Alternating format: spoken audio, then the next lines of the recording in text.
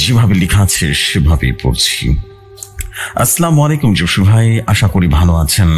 আমার নাম রাজীব, আমার বাসা ধানমন্ডিতে। এই প্রথম ঘটনা লিখছি ভৌতিকতার জন্য। জানি না কতটুকু গুছিয়ে লিখতে পারবো। লেখার মধ্যে কোনো ভুল ত্রুটি হলে ক্ষমা সুন্দর দৃষ্টিতে দেখবেন। আজ আমি এমন এক ঘটনা শোনাবো যা আপনাদের বিশ্বাস নাও হতে পারে, তবে সত্যি ঘটনা লিখতে আমি মোটেও কার্পণ্য করব না। চলে যাই সরাসরি আজকের প্রথম লেখাতে। আমার নাম রাজীব, আমার বাড়ি বাংলাদেশের দক্ষিণাঞ্চলের একটি গ্রাম। নামটা বলছি না কারণ এখনো সেখানকার মানুষ এই ঘটনায় ভয় থেকে পুরোপুরি মুক্ত হতে পারেনি। আমি পেশায় একজন স্কুল শিক্ষক। ঘটনাটি ঘটেছিল 2018 সালের অক্টোবর মাসে। আমি তখন সদ্যবতী হয়ে এই গ্রামে এসেছি। গ্রামটা সাধারণ ছিল, চারপাশে ধান ক্ষেত, মাঝে মাঝে নারকেল আর তাল গাছের ছায়া। তবে যেটা অস্বাভাবিক সেটা হলো গ্রামের এক প্রান্তে একটা পুরনো কুড়ে ঘর, তার পেছনে দাঁড়িয়ে থাকা একটা বিশাল কৃষ্কায় জড়ানো শিকড় পাতায় ঢাকা গাছ। দূর থেকে দেখলে মনে হতো যেন কোনো মৃত প্রাণীর হাড়কোড় দাঁড়িয়ে আছে। মানুষ গাছটার নাম দিয়েছে শয়তানের গাছ। প্রথম আমি এসব কুসংস্কার বলে উড়িয়ে দিতাম, কিন্তু একদিন যখন স্কুল থেকে ফেরার সময় ওই গাছের পাশে দিয়ে হেঁটে যাচ্ছিলাম, তখন আমার মনে হলো গাছটার নিচে কেউ বসে বসে কাঁদছে। আমি থামলাম। কে ওখানে? আমি জিজ্ঞেস করলাম। কোনো উত্তর নেই, শুধু পাতার হালকা নাড়া, যেন কেউ হঠাৎ করে গাছের পেছনে সরে গেল। আমি গলা ফাটিয়ে ডাকলাম, এই যে, কে আছো ওখানে? এবারও কোনো সারা শব্দ নেই। হঠাৎ করে বাতাস একদম যেন থেমে গেল। গায়ের পশম খাড়া হয়ে উঠল। মনে হলো কেউ আমার ঘাড়ের পেছনে নিঃশ্বাস ফেলছে। আমি দ্রুত পা চালিয়ে সোজা বাসায় ফিরে এলাম। সেদিন রাতে কেউ ঘুমাতে পারেনি। দরজা জানালার বাইরে সেই গাছটার যেন তাকিয়ে আছে আমাকে। অন্ধকারেও তার রূপরেখা স্পষ্ট। পরদিন স্কুলে গিয়ে সহকর্মী জাহাঙ্গীর স্যারের সাথে ঘটনাটা বললাম। উনি একটু অবাক হলেন না, বরং নিচু গলায় বললেন, তুমি ওই গাছের পাশে গিয়েছিলে? ভাগ্য ভালো যে বেঁচে গিয়েছিলে। মানে ওখানে গেলে কি হয়? ও গাছের নিচে যতজন বসেছে তাদের কেউ আর ঠিকঠাক মতো সুস্থ হয়ে বেঁচে ফিরেনি। কেউ পাগল হয়ে গেছে, কেউ আত্মহত্যা করেছে। আর ওই গাছটা নাকি একটা সময় আগে তান্ত্রিক পুঁতে রেখেছিল শয়তানকে বশ করার জন্য। আমি অবিশ্বাস করলাম, কিন্তু ভেতরে কোথাও যেন কাঁপুনি ধরল। রাত 1টার সময় হঠাৎ ঘুমটা ভেঙে গেল। ঘরে হিমশীতল বাতাস। জানালা আমি বন্ধ করে শুয়েছিলাম, কিন্তু খুলে গেছে কখন যেন। পর্দা উড়ছে, ঘর জুড়ে গাছের পাতার শব্দ। শুয়ে শুয়ে বাইরে তাকিয়ে দেখি ওই গাছটার ডাল যেন নড়ছে না, বরং যেন কোনো সাদা কাপড়ে ঢাকা মানুষ নিচে দাঁড়িয়ে তাকিয়ে আছে আমার দিকে। আমার নিঃশ্বাস বন্ধ হয়ে আসছিল। হঠাৎ করে দরজায় টক টক করে শব্দ হলো। 3টা টোকা, ঠিক 3টা। আমার হাত পা ঠান্ডা হয়ে গেল। সাহস করে দরজা খুলে দেখি কেউ নেই সেখানে, কিন্তু দরজার সামনে ভেজা কাদা মাটির উপরে একটা সাদা কাপড়ের টুকরো পড়ে আছে। কাপড়টা ভেজা, আর তাতে রক্তের মতো একটা লাল দাগ। আমি সেদিন বুঝতে পারলাম এই কাজটা শুধু কাজ নয়, এটা কোনো অভিশাপ। আর সেই অভিশাপ আমার ঘাড়ে চেপে বসেছে। সেদিন রাতের ঘটনার পর আমার শরীরটা একদম দুর্বল হয়ে গেছিল। কাশি, জ্বর আর ঘন ঘন দম বন্ধ হয়ে আসার মতো অনুভূতি হচ্ছিল। আমি অফিসে যেতে পারিনি। দিনের আলোতে অদ্ভুত ভয় পেতাম। মনে হতো জানা পর্দার ফাঁক দিয়ে গাছটা আমার দিকেই তাকিয়ে আছে। আমার বাসা থেকে সেই গাছের দূরত্ব বড়জোর 150 গজ। জানা দিয়ে একটু দূরে থাকারই দেখা যায় সেই পেঁচানো ডাল, শুকনো পাতায় ঢাকা কঙ্কালের মতো আকৃতি, অথচ আশেপাশে সব গাছে সবুজ ছায়া ঘন। আমি ঠিক করলাম এই গাছটা সম্পর্কে জানতে হবে, শুধু ভয় পেলে চলবে না। জানতে পারলাম বছর 10 আগে এই গাছের পাশে একটা টিনের ঘরে থাকতো একজন বুড়ো মানুষ। গ্রামের সবাই তাকে ডাকতো ঘোর প্যাচ তান্ত্রিক নামে। লোকটা নাকি ভোরে ঘুমাতো আর রাত ভোর গাছের নিচে ধূপ জ্বালিয়ে কিছু মন্ত্র পড়তো। কেউ তাকে কিছু জিজ্ঞেস করলে বলতো এই গাছের নিচে 7টা আত্মা শুয়ে আছে, আমার বন্ধুরা। সে মারা যায় 2013 সালে। তার মৃত্যু একদিন পরে কেউ একজন এসে তার ঘরটা ভেঙে দেয়। বুঝলাম এই গাছের সাথে তান্ত্রিকের সরাসরি সম্পর্ক আছে। অনেক খুঁজে সেই তান্ত্রিকের একমাত্র ছেলে হাসানকে খুঁজে বের করলাম। সে এখন পাশের উপজেলার বাজারে এক হোটেলের রান্নার কাজ করে। আমি গিয়ে তার সঙ্গে দেখা করলাম। আমি জিজ্ঞেস করলাম, তুমি কি সত্যি জানো এই গাছটা কি? হ্যাঁ। হাসান চুপ করে থাকলো কিছুক্ষণ, তারপর বলল, আপনি কখনো দেখেছেন গাছ নিজে নিজেই কাঁদে? আমি যেন থমকে দাঁড়ালাম। আমি অনেক রাতে দেখেছি ওই গাছের পাতা নিজের মতো কাঁদছে না, বরং কাঁদছে। আব্বা বলতো ওখানে নাকি 7 জন পাখরি আত্মা ঘুমিয়ে আছে। ওদের নাম না নিতে, না ডাকতে ওরা নাকি মানুষকে ডাকে, আর কেউ ডাকে ফিরলে সে আর নিজের থাকে না। আমি যেন হতভম্ব হয়ে গেলাম, কিন্তু এত বড় ব্যাপার কেন কেউ থামায়নি? তিনি বললেন, গ্রামের প্রতিটা মানুষ ভয় পায়। আপনি ওদের সামনে গিয়ে ডাকতেই বুঝবেন তাদের ডাক শুনছেন। বলি সে উঠে গেল, আর একটা কথাও বলল না।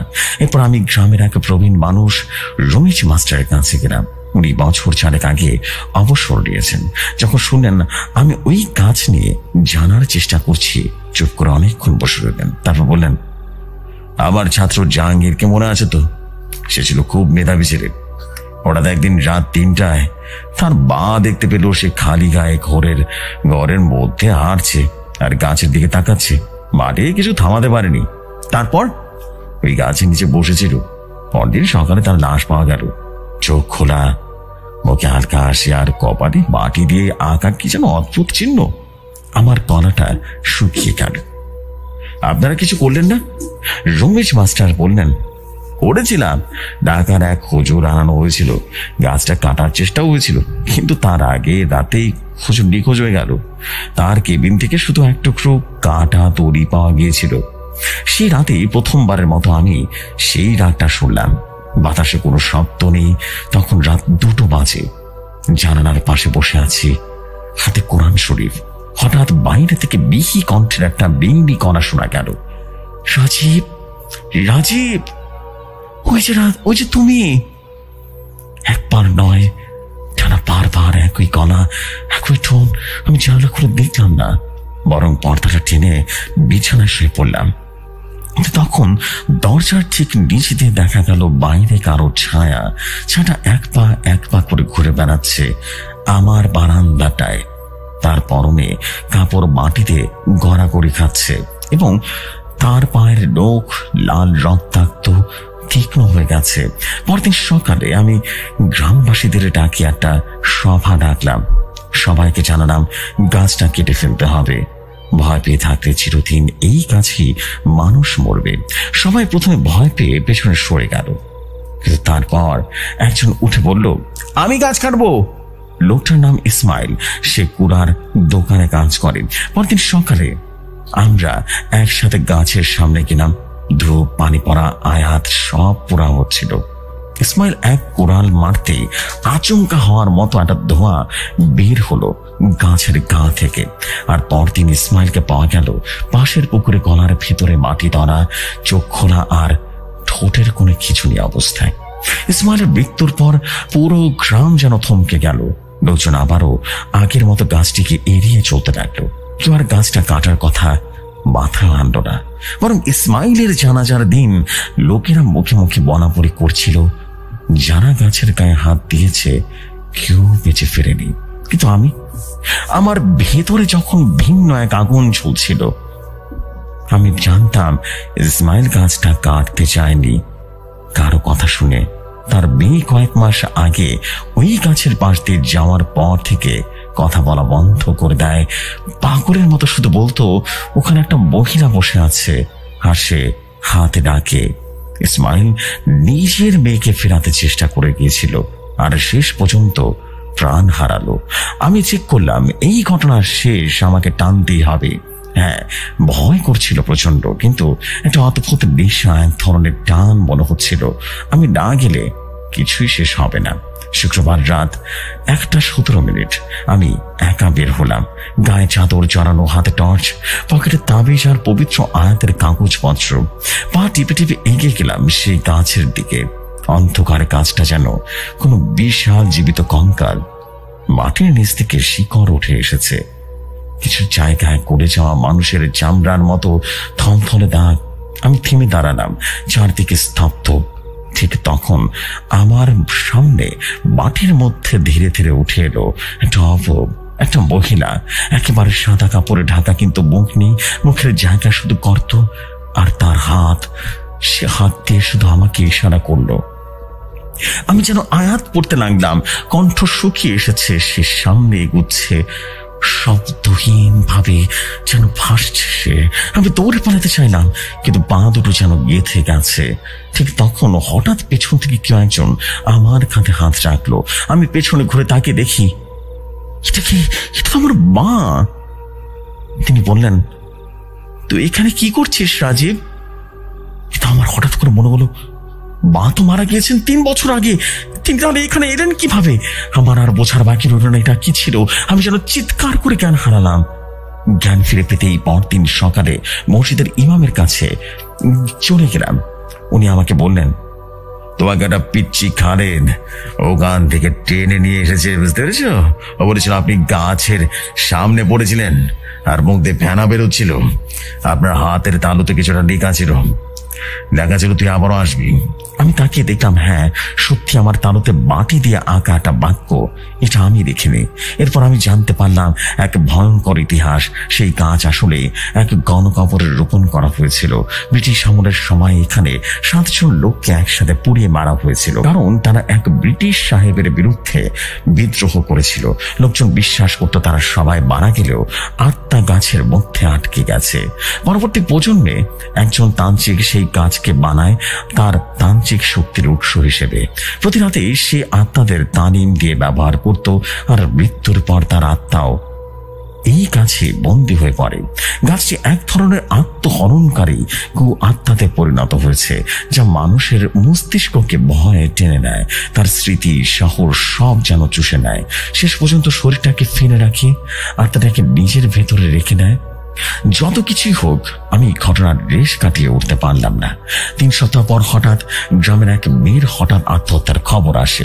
সেদিন ইসমাইলের মেয়ে যার কথা বলা বন্ধ করে দিয়েছিল, সে শুধু রেখে গিয়েছিল একটা ডায়েরি, যেখানে এক লাইন বরাবর লেখা। আমি দেখেছি সেই গাছ হাসে, আর হাসে হাসে বলে, আরেকজন এসো, আরেকজন এসো। আমি এই গাছ ছেড়ে চলে এসেছি। এখন আর গ্রামের কেউ ওই রাস্তা ধরে হাঁটে না। স্কুলের রাস্তা ঘুরে সে ইউনিয়ন পরিষদ। তবে মাঝে মাঝে রাতে আমি এখনো সেই শব্দ শুনি, সেই কণ্ঠস্বর, রাজীব তুই আমার কথা শুনেছিস? আবারও আয়। ঘুম থেকে উঠে দেখি জানালার পাশে রাখা গ্লাসে অর্ধেকটা খালি, আর বাতাসে একটা পাতার দোল খাচ্ছে। যে সময় এটাই ছিল আমার লেখা গল্প। যদি গল্পটি ভালো লাগে পড়ে শোনাবেন। এমন সব ক্রিপি গল্প আমার কাছে অনেক আছে, সময় করে সবই লিখে পাঠাবো। আসসালামু আলাইকুম, ভালো থাকবেন ভাই। আমি রাজীব বলছিলাম। এই জিনের কাছের সম্পর্কে যদি আরো কিছু তথ্য পাই তাহলে অবশ্যই জানাবো। আসসালামু আলাইকুম, ভালো থাকবেন সবাই।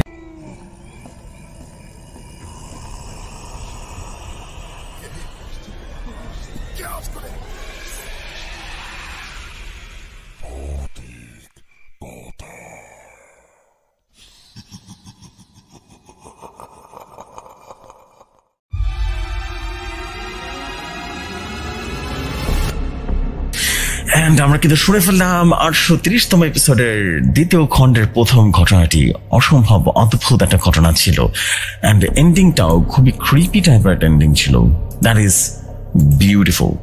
Thank you very much for a story. আমাদের প্রিয় ভাই রাজীব ভাই, থ্যাংক ইউ ভেরি মাচ আপনার স্টোরির জন্য, এবং আশা করছি আপনাদের সবার কাছে স্টোরি ওয়াজ আউটস্ট্যান্ডিং লেগেছে।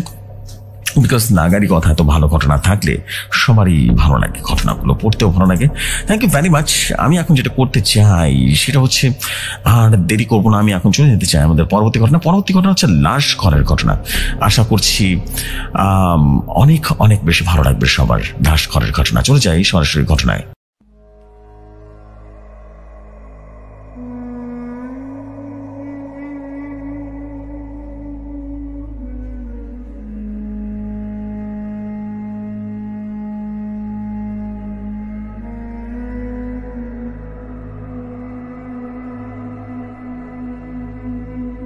যেভাবে লেখা আছে সেভাবেই পড়ছি।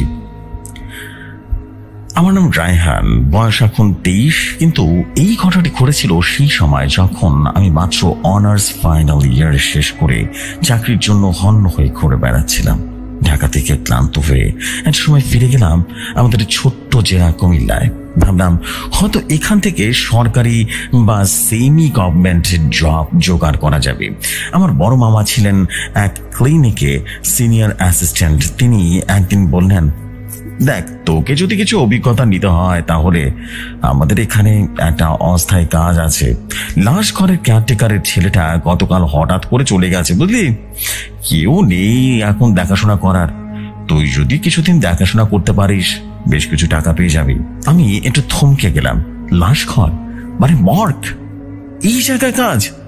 ভয় লাগলেও মাথার ভেতরে তখন একটাই চিন্তা, টাকা এবং অভিজ্ঞতা। আর এই তো কাজ, তো শুধু লাশ ঘরের সামনে বসে থাকা, কেউ ডাকলে রেজিস্টার লিখে দেয়া, দরজা খোলা বন্ধ করা, আর মাঝে মাঝে ডাক্তারকে সাহায্য করা। ভয়ের কি আছে? কিছুই নেই। এটাই আমার সবচেয়ে বড় ভুল ছিল। আমি রাজি হয়ে গেলাম। জায়গাটার নাম ছিল মোহনা ক্লিনিক, ছদ্মনাম। ছোট মাঝারি মানের একটা ক্লিনিক, তার পাশে লাগোয়া একটা ছোট্ট একতলা বিল্ডিং, যেখানে বলে সবাই এটাই লাশ ঘর, মানে হাসপাতালের অফিসিয়াল ওয়ার্ক। সেখানে কোনো সারাদিনের চিৎকার চেঁচামেচি নেই। খুব নিস্তব্ধ এক ধরনের অদ্ভুত গা ছমছমে নীরবতা। ছাদে চলছে একটা নীল বাতি, রাতে ওই বাতিটাই জ্বলতে থাকে। প্রথম দিন বিকেলে যখন ক্লিনিকে এলাম, ম্যানেজার সাহেব বলে দিলেন, রায়ান, তুই শুধু রেজিস্টার লাশ আসা যাওয়া দেখবি, দরজা খুলবি, আর কেউ ডাকলে ডাক্তারদের খবর দিবি, কেমন? আর একটা কথা, রাত থাকতে লাশ ঘর বন্ধ করে বেরিয়ে যাস। রাতে কখনো একা ভেতরে যাস না। আর কিছু হলেও ভেতরে ফ্রিজওয়ালা লাশগুলো খুলে দেখার কোনো চেষ্টাও করবি না। যা দেখবি তাতে তোর ঘুম তো হারাম হয়ে যেতে পারে, বললাম, সাবধান করে দিলাম। আমি একটু হেসে বললাম, আচ্ছা স্যার, চিন্তা করেন না। ভেতরে ঢুকে প্রথমবারের মতো মনে হলো জোরে একটা শীতল বাতাস চলে এসেছে। দেওয়ালে ঝুলছে 3টে স্টিলের গেট, ফ্রিজার ঢাকা, 3টায় 3টা লাশ রাখা আছে। তার নিচে একটা টেবিল সাইডে ধাতব ট্রে, যেটায় কোনো কিছুই রীতিমতো কাটাছেঁড়া বা নমুনা সংগ্রহের সময় ব্যবহার করা হয়। সেদিন প্রথম কোনো লাশ ছিল না। আমি জানালা খুলে বসলাম, খাতা কলমে আগের রেজিস্টার ঘাটলাম। সন্ধ্যা 6টা পেরোতেই মনে হলো জায়গাটা একটু অন্যরকম হয়ে যাচ্ছে। চারদিকে ঝিঝি পোকার আওয়াজ, পাশের ক্লিনিকের ভিড়ও কমে গেছে। রাত 8টার থেকে আমি দরজা তালা মেরে রীতিমতো বের হয়ে এলাম। চলে যাওয়ার সময় পাশ ফিরে দেখি ফ্রিজার গেটগুলো মাঝখানে কাঁপছে খুব আস্তে আস্তে। বাতাস নয়, যেন ভেতর থেকে কেউ ধাক্কা দিচ্ছে। আমি দ্রুত পা বাড়ালাম। পরদিন সকালে ফিরে এসে দেখি মর্গের দরজার সামনে ভিড়। একজন পুরুষ মারা গেছেন স্ট্রোক করে। লাশটা রাখা আছে স্টিলের টেবিলে। তার স্ত্রী, ছেলেমেয়ে সবাই কান্না করছে। আমি গেট খুলে দিলাম। ভেতরে ভেসে বেড়াচ্ছে একটা গন্ধ, না পুরো পচা না পুরো জীবিত শরীর, মাঝখানে একটা অদ্ভুত গন্ধ, যেন সময় আটকে গেছে। ডাক্তার এসে লাশ চেক করে বললেন, রায়হান, লাশটা ফ্রিজে ঢুকিয়ে দে। আমি সিকিউরিটির সাথে মিলে ফ্রিজে ঢুকিয়ে দিলাম। তারপর সেদিন রাত 8টায় আবারও আমি তালা লাগিয়ে বের হয়ে গেলাম। কিন্তু সেই রাতে শুরু হলো আমার জীবনের সবচাইতে ভয়ঙ্কর অভিজ্ঞতা। দ্বিতীয় রাত চলে এলো। মাঝরাতে হঠাৎ ঘুমটা ভেঙে গেল। সে রাতে আমি মর্গে ছিলাম না। আমাদের বাড়ির পাশে ছিল বাসা, তাই রাতে ফিরে যায় সব সময়।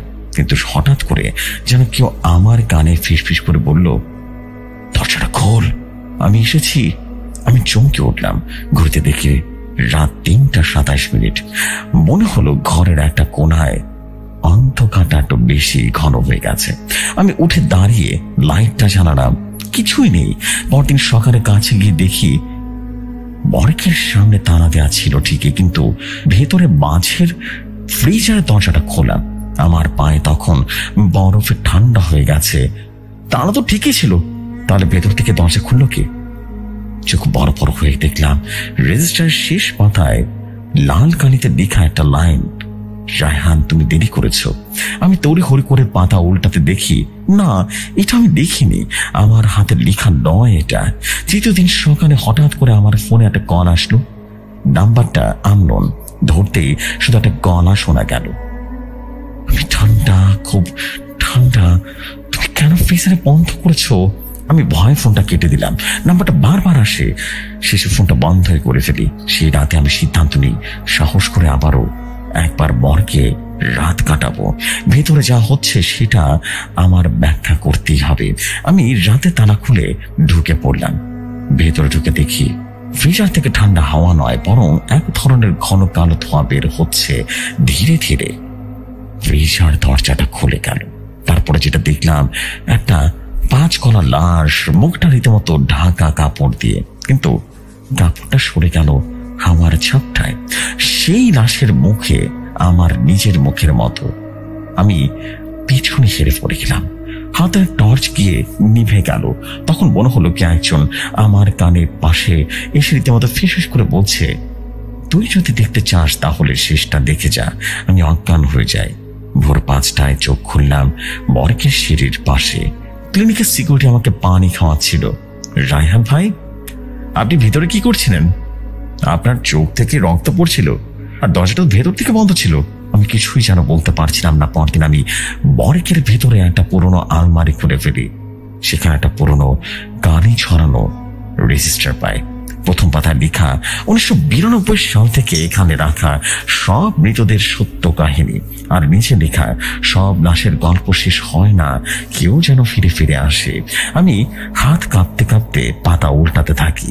একটা পৃষ্ঠায় দেখি নাম রায়হান হোসেন, কার্যকাল 4 দিন, পরিণতি নিখোঁজ, মৃতদেহ মেলেনি, তারিখ আগামীকাল। আমার বুক যেন কেঁপে উঠল। আমি তো মাত্র 3 দিন হচ্ছে আমার এখানে আসা। আমার ক্লিনিক ম্যানেজার অনুমতি নিয়ে পুরনো সিসিটিভি খুঁজে দেখতে শুরু করলাম। প্রতি রাতে যখন আমি চলে যেতাম তখন একটা কালো ছায়ামূর্তি মর্গের ভেতরে চলাফেরা করতো।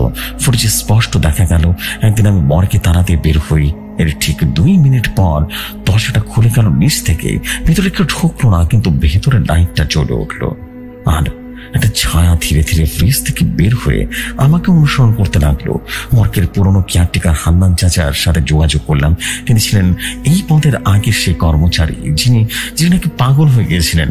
কিন্তু যখন আমি তাকে খুঁজে পেলাম, উনি বললেন, তুই বিশ্বাস করবি না, এই মর্গে যে থাকে সে মানুষের দেহে প্রবেশ করে ফেলে। যে সবচেয়ে দুর্বল তাকে সে বেছে নেয়। আমি নিজেও একদিন ফ্রিজার করে নিজের লাশ দেখেছিলাম রে। এরপর তো আমি পাগলি হয়ে গেছিলাম। তুই পালা রায়হান, এই জায়গাটা তোকে বেছে নিয়েছে, তোকে কিন্তু শেষ করে দিবে রে। কোনটা সত্য কোনটা মিথ্যা এটাই বুঝতে পারবি না। সে রাতে আমি শেষবারের মতো মর্গে গেলাম। লাশ ঘরের ফ্রিজারের মধ্যে কেবল একটা স্লট খালি ছিল, আর সেটাতে একটা সাদা কাপড় রাখা ছিল যার গায়ে লেখা তোমার জন্য সংরক্ষিত। আমি পেছনে তাকাতেই দরজাটা বন্ধ হয়ে গেল। ভেতরটা অন্ধকারে ডুবে গেল। আমি যেন স্পষ্ট শুনতে পেলাম কে যেন বলল, তুমি দেরি করেছো, এখন আর ফিরে যাওয়ার পথ নেই। রাত তখন 1:42। আমি আটকে আছি মর্গের ভেতরে। সাদা কাপড় দিয়ে ঢাকা ফ্রিজারের একটা ঘরে লাশ, সেখানে লেখা তোমার জন্যই সংরক্ষিত। চোখের সামনে হঠাৎ লাইটটা যেন নিভে গেল। চারদিকে কেবল বাতাস আর বাতাস আর ঘন নীরবতা। আমি ফিসফিস করে ডাকলাম, কেউ আছে? ঠিক তখন ফ্রিজারের দরজাগুলো কাঁপতে লাগলো। একটা দরজা নিচ থেকে খুলে গেল। ভেতর থেকে বেরিয়ে এলো একটা অন্ধকার ছায়া মূর্তি। সে পুরো কক্ষ জুড়ে ছড়িয়ে গেল। তারপর আবার এক জায়গায় গড়িয়ে গড়িয়ে দাঁড়িয়ে পড়লো আমার সামনে। তার কোনো চোখ ছিল না, কিন্তু তার দেখে ঘন অন্ধকারটা যেন গোপন ভয় বুঝে ফেলেছে।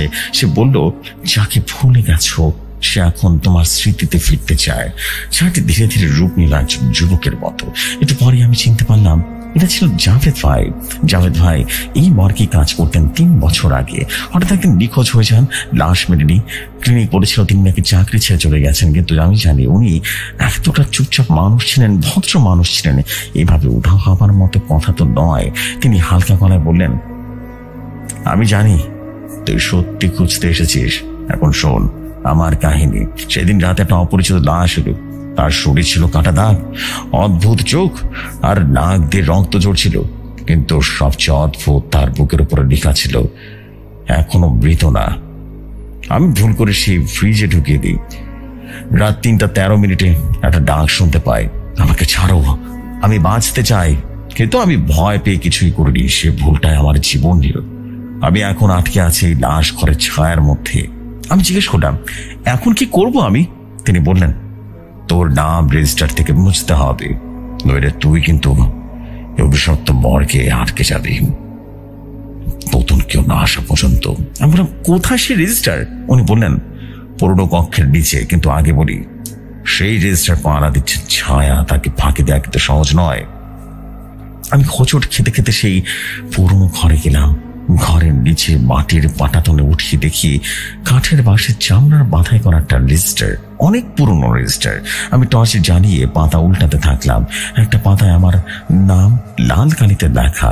ঠিক তখনই একটা ধাতব আওয়াজ। পেছন দিকে তাকে দেখি ফ্রিজারের ভেতরে সে অন্ধকার ছায়াটা যেন বেরিয়ে এসেছে। সে বলল, তুমি তার জন্য এসেছো, এখন সে তোমার জন্য এসেছে। আমি রেজিস্টার পাতা ছিঁড়ে ফেলতে লাগলাম। হঠাৎ ঘর কাঁপতে শুরু করলো, বাতাস যেন ঘূর্ণি ঝড় ঘুরতে শুরু করলো। এক মুহূর্তে আমি অজ্ঞান হয়ে যায়। চোখ খুললাম পরদিন সকাল 9টা নাগাদ। আমি মর্গের বাইরে বাগানের পাশে পড়ে আছি। সিকিউরিটি বলল, ভাই আপনি কোথায় ছিলেন? ভেতরে সব জিনিস তৈরি হলো, ফ্রিজগুলো ফাঁকা, আর রেজিস্টার বইটাও উঠাও। আমি কিছুই বলিনি। আমি শুধু জানতাম আমি ফিরে এসেছি, বেঁচে ফিরে এসেছি। আমি পরদিনই চাকরিটা ছেড়ে দিলাম। কোনদিন সেই মর্গের কাছেও যায়নি।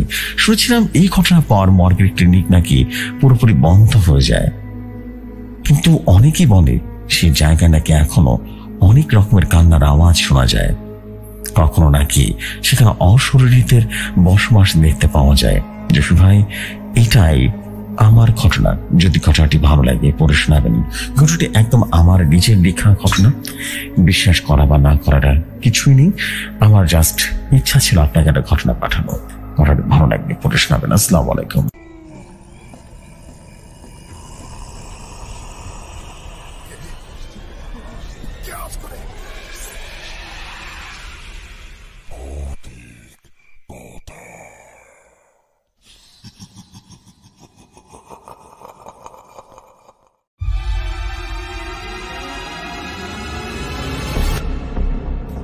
অবশেষে কিন্তু আমরা শুনে ফেললাম আরেকটা স্টোরি। আমরা কিন্তু আরেকটা অসাধারণ হাসপাতালের মর্গের ঘটনা শুনে ফেললাম। কারণ এই ঘটনা কিন্তু খুবই সুন্দর, স্মার্ট এবং একই সাথে বলবো যে ক্রিপি টাইপের একটা স্টোরি ছিল। থ্যাংক ইউ ভেরি মাচ আপনাকে এই অসাধারণ ঘটনার জন্য, এবং আশা করছি আপনাদের সবার কাছে এই ঘটনায় অনেক বেশি ভালো লেগেছে, ভালো লাগবে। সো আমরা এখন চলে যাবো আমাদের পরবর্তী স্টোরিতে। আশা করছি পরবর্তী স্টোরি আপনাদের কাছে অসম্ভব রকম ভালো লাগবে। চলে যাই পরবর্তী স্টোরি।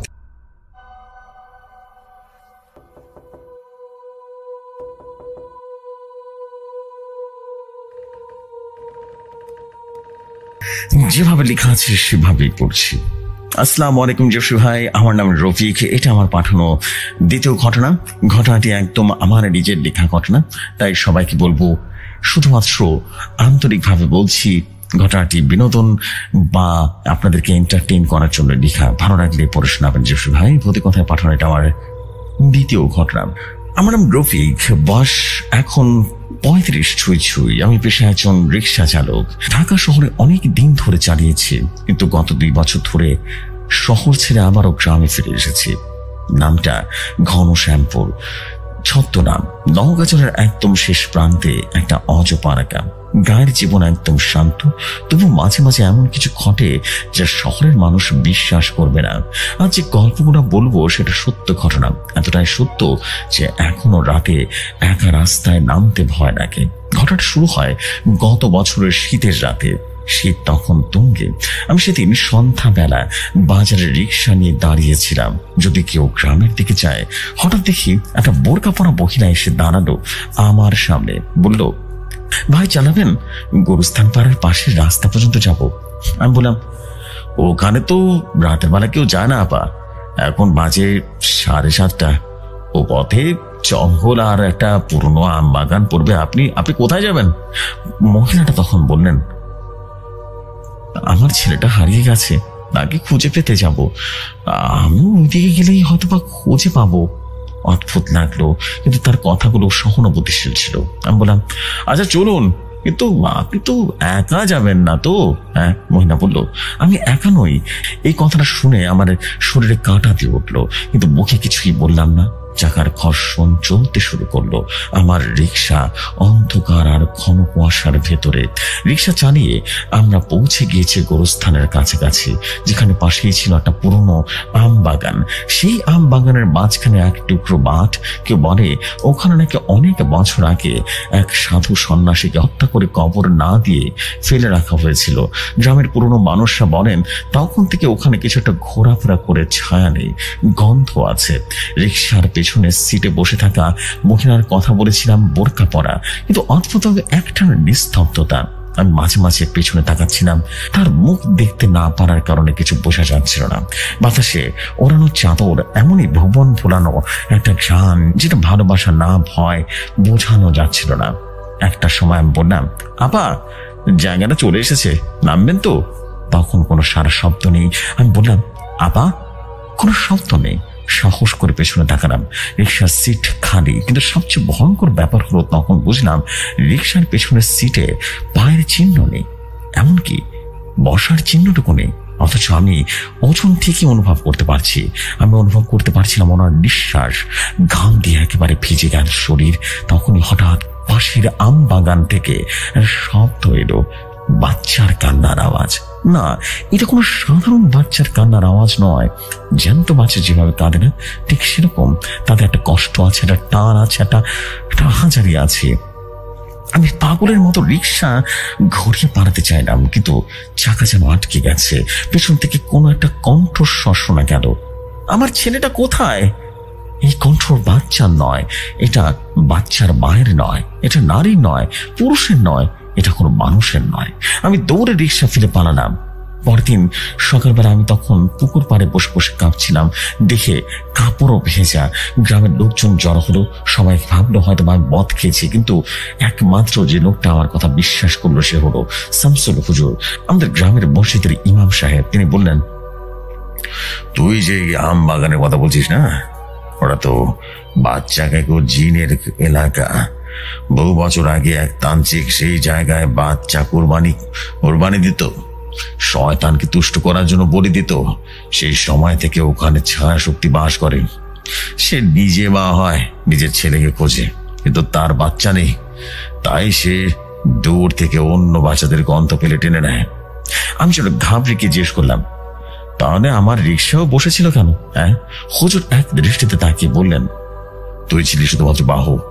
সে তোর শরীর ব্যবহার করে এলাকা ছাড়িয়ে যেতে চায়, কিন্তু তুই গোরস্থান পার হতে দিসনি, তাই মাঝ পথে হারিয়ে গেছে। আমি বললাম, আর ওর বাচ্চা কান্নাটা, ওটা কাদের? হুজুর দীর্ঘশ্বাস ফেলে বললেন, যাদের কোনো কাজ কাম নেই, যাদের কবরও হয় না, যাদের আত্মার মা বাবা ছাড়া পৃথিবীতে পড়ে থাকে, তারা। সেই ঘটনা 3 দিন পর থেকে আমার ভয় হওয়া শুরু হলো। আমার এলাকায় নতুন শিশু নিখোঁজ হতে শুরু করলো। সবাই বলল শহরের মানুষ ধরে নিয়ে গেছে, কিন্তু আমিও জানি ওটা মানুষ নয়।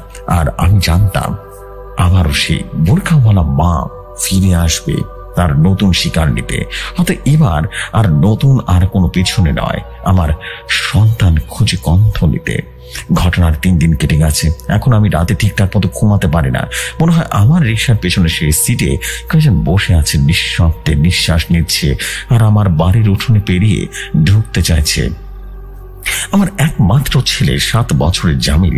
ঠিক সেদিন থেকে ছেলেটার আচরণ কেমন যেন বদলে গেল।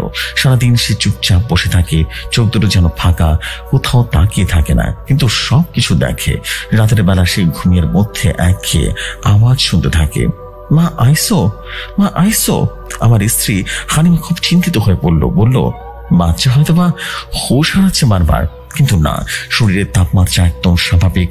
না কোনো মেডিসিন কাজ করে, না ওর ঘুমের কোনো পরিবর্তন আসে, বরং রাতের ঘরের জানালা দিয়ে কেউ যেন দাঁড়িয়ে থাকে, অদৃশ্য একটা সত্তা, যার পায়ের ছায়া পড়ে না, কিন্তু জানালার কুয়াশার উপরে দাগ রেখে যায়। আমি তখনও ভয় পাচ্ছিলাম, কিন্তু বোঝাতে পারছিলাম না কাউকে।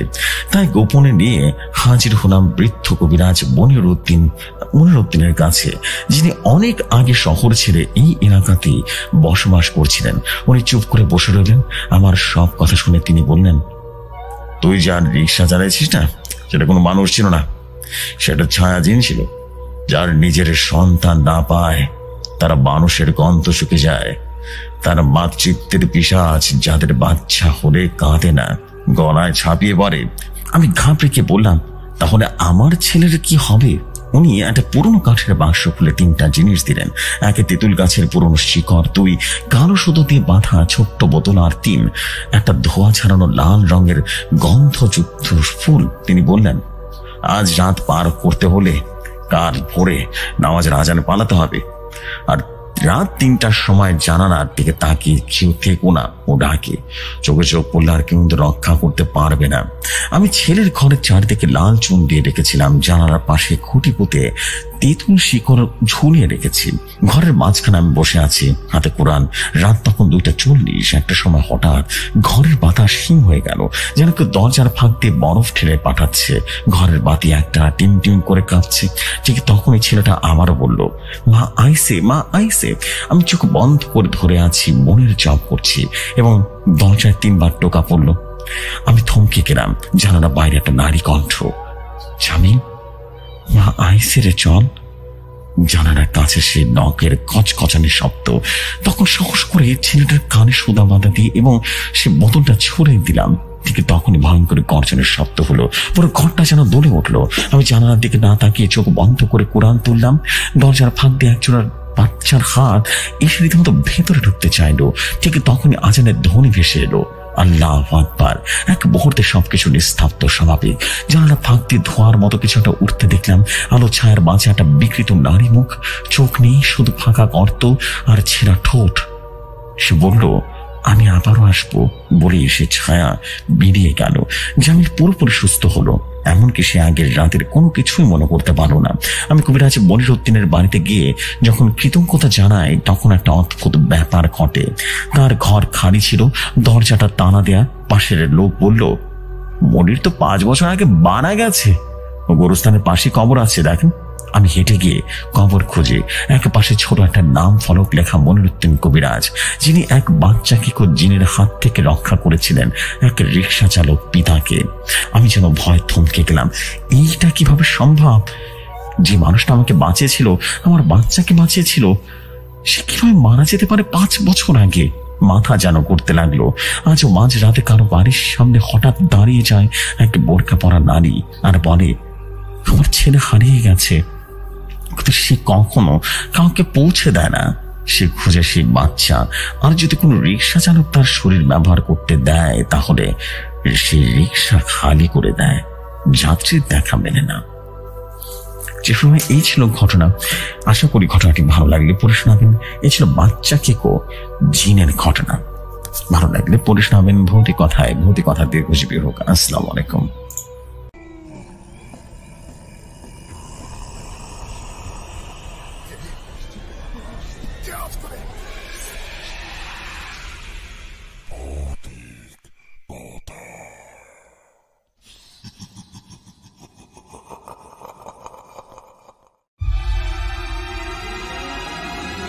ওয়ালাইকুম আসসালাম প্রিয় ভাই, thank you very much for you beautiful story. And আশা করছি অনেক অনেক অনেক দারুণ কিছু ভালো লাগবে আপনাদের কাছে। So this is the fact.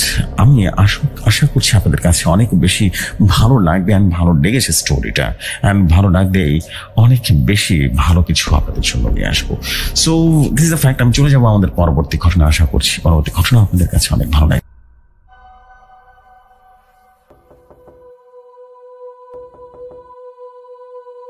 যেভাবে লেখা আছে সেভাবে পড়ছি। তিনি লিখেছেন, আসসালামু আলাইকুম জসু ভাই, আমার নাম রবিউল হাসান। আমি পেশায় একজন হসপিটালের কর্মী। ঢাকা থেকে সদ্য পোস্টিং হয়ে উত্তরবঙ্গের এক পুরনো জেলা হাসপাতাল, নামটা বলছি না কারণ এই হাসপাতাল এখন নামই হাসপাতাল। ভেতরে কি ঘটে সেটা কেউ জানে না, তবে আমি যেটা দেখেছি সেটা কাউকে বলতে গেলে তারা আমাকে পাগল ভাববে। ঘটনা শুরু হয়েছিল 2022 সালের নভেম্বর মাসে। আমার আগের পোস্টিং ছিল ঢাকার বীরপুরে। অনেক ব্যস্ত জায়গা, কিন্তু কাজের পরিবেশ ভালো ছিল। হঠাৎ অফিস থেকে চিঠি আসে, আপনাকে আগামীকাল বদলি করা হলো উত্তরবঙ্গের মেডিকেল হাসপাতাল শাখা 2-এ। প্রথমে শুনে কেমন যেন অজানা ভয় কাজ করলো, কারণ সেই হাসপাতালের নাম আমি আগে শুনেছি। মানুষ বলে এটা একটা শূন্য হাসপাতাল, মানে সেখানে রোগী ভর্তি হয় না, স্টাফ থাকলেও তারা খুব কম সময় সেখানে থাকে। বেশিরভাগ মানুষ রাতের শিফট করতে চায় না, আর আশেপাশের মানুষও ওই হাসপাতালের পাশে রাতের বেলা ঘেঁষতেও চায় না। তবে সরকারি নির্দেশে চাকরি তো বাঁচাতে হবে। গেলাম।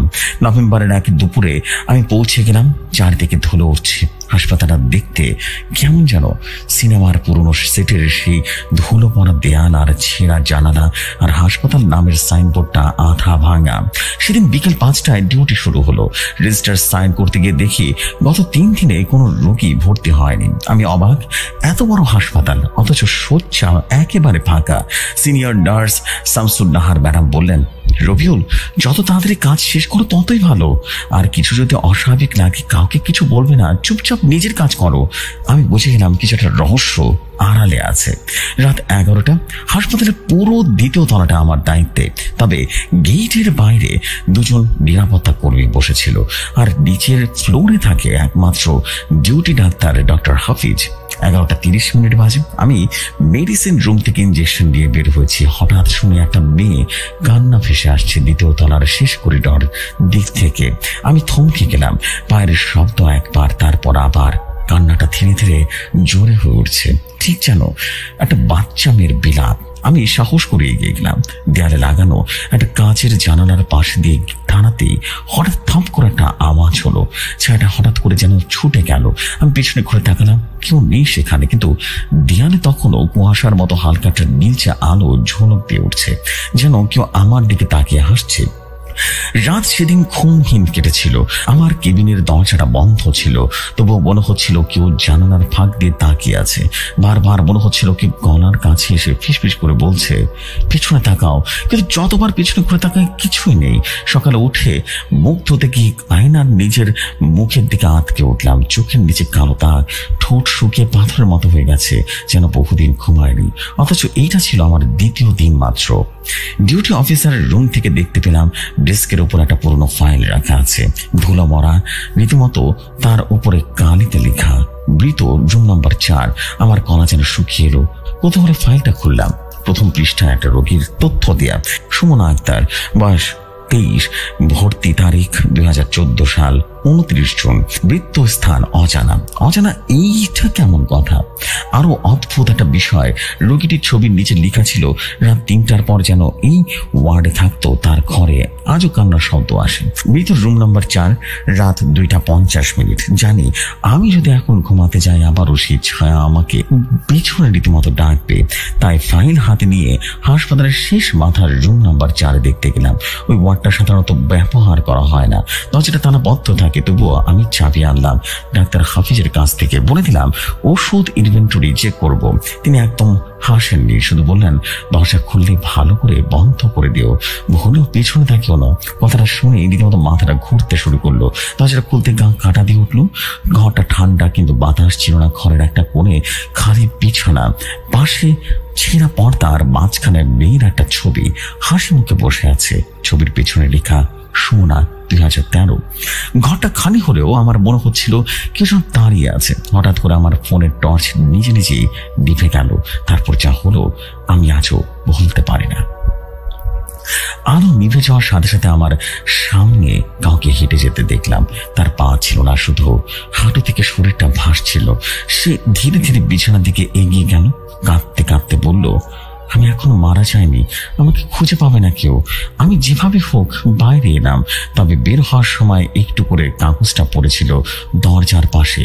তাতে লেখা ছিল যে আমার ফাইল খুলেছে তার মৃত্যু হবে ঠিক 7 দিনের মাথায়। পরদিন সকালে ডাক্তার হাফিজের কাছে গিয়ে সব বললাম। তিনি ঘরের দরজা বন্ধ করে বললেন, এই হাসপাতাল অনেক পুরনো। 2014 সালে এই মেয়েটি ভর্তি হয়েছিল। তার শরীর ছিল প্রায় অচল। প্যারানরমাল ডিপার্টমেন্ট রিপোর্টে লেখা হয়েছিল তার শরীরে নাকি অন্য আত্মা ঢুকেছিল, আর সে রাতে সে রোগীদের সাথে কথা বলতো। আমার কাঁচানো শুরু উঠলো এবং ডাক্তার হাফিজ বললেন, তার মৃত্যুর রেকর্ড আজও পাওয়া যায়নি। আর সবচেয়ে ভয়ঙ্কর বিষয়, প্রতিবার জানাই এই ফাইল খুলেছে 7 দিনের মধ্যে কেউ না কেউ আত্মহত্যা করেছে। আমার গলা শুকিয়ে গেল। তাহলে আমি জিজ্ঞেস করলাম। তিনি বললেন, তুমি কিছুই করতে পারবে না, শুধু একটা কাজ করো, তুমি চাইলে এখান থেকে পা দিয়ে যেতে পারো, কিন্তু ওই রুম আর ফাইল কখনো ভুলে যেও না। সেদিন বিকেলে একটা ফোন কল এলো, অপরিচিত নাম্বার। আমি ধরতে ওদিক থেকে একজন মেয়ে বলল, আপনি কি রুম নাম্বার 4-এর নতুন নার্স? আমি বললাম, কে বলছেন? ওপাশ থেকে বলল, আমি নার্স রুহি, 2018 সালে এখানে ডিউটি করতাম। আপনি যত দ্রুত পারেন হাসপাতাল ছেড়ে দিন, না হলে কিন্তু সময় ফুরিয়ে আসবে আপনার। আমি জিজ্ঞেস করলাম, আপনি এখন কোথায়? ওপাশ থেকে ফিরফির করে বলল, আমি তো মারা গেছি রুম নাম্বার 4-এ। আমার ফোনটা যেন কেটে গেল। রাত 3টা বাজে। আমি যেন ধরফর করে ভয় ভয় কাঁপতে লাগলাম। হাসপাতালের করিডোর একদম নিস্তব্ধ, বাতাস নেই, জীবিত কোনো অস্তিত্ব নেই, শুধু একটা অদৃশ্য ভয় বাতাসের মধ্যে ঝুলে আছে। আমি সেই ভয়টা এখন অনুভব করতে পারি। আমি জানি আমার সময় ফুরিয়ে এসেছে। রুম নাম্বার 4-এ ঢোকার সময় আমার আর লক্ষ্য করলাম কোনো কিছুই আর আগের মতো নেই। সেদিন সেই ফোন এসেছিল, তার ঠিক পরদিন আমি ঘুমাতে পারিনি। ঘুমানি কানে ভাসে কাঁপা কাঁপা সেই নারীর কণ্ঠস্বর। আমার মৃত্যু হয়নি, ওরা আমাকে বাঁচতে দেয়নি। রাতে একদিন ঘুম ঘুম অবস্থায় হঠাৎ চোখ মেরে দেখি হাসপাতালের ছাদে পাখা বন্ধ, অথচ ছাদ ঘুরছে, আর সেখানে ঝুলে আছে কেউ। সাদা গাউনে এক বেয়ে চুল খোলা, চোখের পাতা নেই, শুধু সাদা দৃষ্টি দিয়ে আমার দিকে এক দৃষ্টিতে চেয়ে আছে। আমি চিৎকার করতে গিয়েও যেন পারলাম না, গলা থেকে কোনো শব্দই বের হলো না। ডাক্তার হাফিজ আমাকে একটা ছোট্ট পুরনো বাক্স দেন এবং বলেন, তুমি সত্যি জানতে চাও তাহলে এইটা নিয়ে যাও, তুমি তো সাবধান। ঘরে গিয়ে বাক্সটা খুলতে দেখি ভেতরে একটা পুরনো ডায়েরি, লেখক রুহি আক্তার। রুহি ছিলেন একটা হাসপাতালের নার্স। তার হাতে ভর্তি ছিল সুমনা নামের একটা মেয়ে। ডায়েরিতে লেখা ছিল, সুমনা তার নিজের নামে পরিচিত থাকলেও সে একা ছিল না, তার ভেতরে আরেকটা কিছু ছিল। সে মাঝরাতে দাঁড়িয়ে জানালার দিকে তাকিয়ে থাকতো আর বলতো, ওরা আসছে, ডাকবে, তোমাকেও ডাকবে। একদিন হঠাৎ করে সে খুন হয়ে যায়, কিন্তু কেউ জানে না কে করেছে। এরপর থেকে প্রতি বছর 29 জুন রুম নাম্বার 4-এ মৃত্যু হয় এক নার্সের। রুহি আরো লিখেছেন, আমার মনে হচ্ছে এবার আমার পালা। যদি কেউ এই ডায়েরিটা পায় জানাবেন, এই হাসপাতাল মৃতদের জন্য নয়, বরং মৃত্যুকে আমন্ত্রণ জানায় জীবিতের মাধ্যমে। আমার রুমে ফিরে ক্যালেন্ডার দেখতে গিয়ে খেয়াল করলাম আজ 28 জুন, মানে আগামীকাল সেই দিন সুমনার মৃত্যু আর বা হারিয়ে যাওয়ার দিন। মানে আমার সময় কাল রাতে, রাত 1:15। আমি সিদ্ধান্ত নিলাম, যদি জানতে চাই তাহলে যেতেই হবে সেই জায়গায় যেটা কেউ যেতে চায় না, ভূগর্ভে পুরনো স্টোর রুম। ডায়েরির শেষ পাতায় লেখা ছিল, সুমনার গায়ে পেঁচিয়ে রাখা ছিল লাল কাপড়, তাতে তান্ত্রিক মন্ত্র লেখা। ওকে শেষবার দেখা গিয়েছিল সেই স্টোর রুমে। তালা ভেঙে নেমে গেলাম নিচে। মাটির গন্ধ, ঘুটঘুটে অন্ধকার।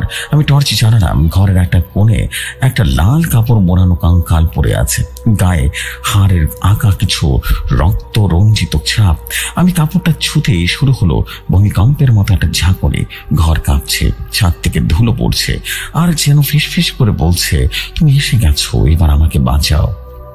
রাত তখন 2:55।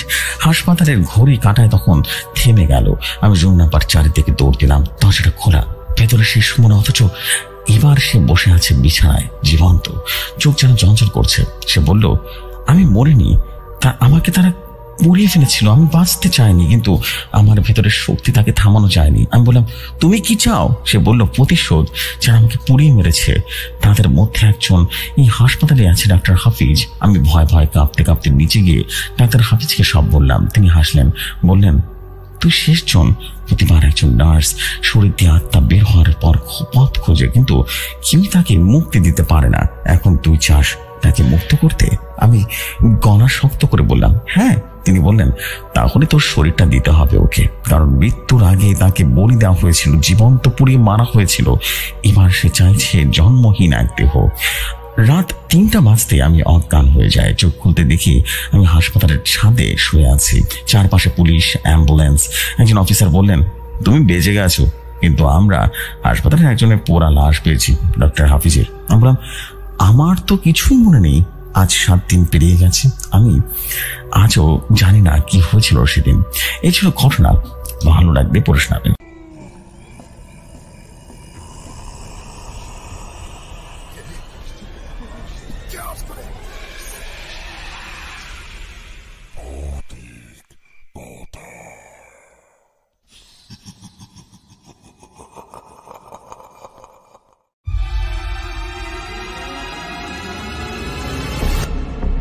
অ্যান্ড শেষ করে ফেললাম আমরা কিন্তু আজকের এপিসোডের সর্বশেষ স্টোরিটাও শেষ করে ফেললাম। অ্যান্ড আশা করছি আপনাদের কাছে খারাপ লাগেনি স্টোরিটা, অ্যান্ড বেশ ক্রিপি একটা ফিল দিয়েছিল কিন্তু স্টোরিটা, রাইট? সো আমি বলবো আপনাদেরকে আপনারা আজকের এপিসোডে কোন স্টোরিটা সবচেয়ে বেশি ভালো লেগেছে। আমার কাছে কিন্তু বাচ্চা খিকো সেই জিনের ঘটনাটা কিন্তু খুব ইন্টারেস্টিং লেগেছিল। অ্যান্ড আপনাদেরকে বলবো যে ডেফিনেটলি আপনারা আপনাদের জায়গা থেকে কমেন্ট করে জানাবেন যে আপনাদের এই ধরনের আর গল্প প্রয়োজন কিনা বা শুনতে চান কিনা। আমি চাই যে আপনাদের কাছে প্রতিদিনই দারুণ সব ঘটনা, নতুন নতুন ঘটনা আপনাদের কাছে শেয়ার করতে। So this is the fact. আমি শুধু এতটুকুই বলবো যে দারুণ কিছু আপনাদের জন্য অপেক্ষা করছে ইন ফিউচার। আশা করি ভয়ঙ্কর কিছু হবে। সো এই হচ্ছে বিষয়, আমি দেরি করবো না। আমি এখন চলে যাচ্ছি আমাদের পরবর্তী পর্বে বা আগামীকাল আপনাদের সাথে কথা হবে নতুন একটা এপিসোডে। এবং ততক্ষণ পর্যন্ত সবাই ভালো থাকবেন, সুস্থ থাকবেন, অ্যান্ড অবভিয়াসলি ভৌতিকতার সাথে থাকবেন। আসসালামু আলাইকুম, শুভরাত্রি সবাইকে।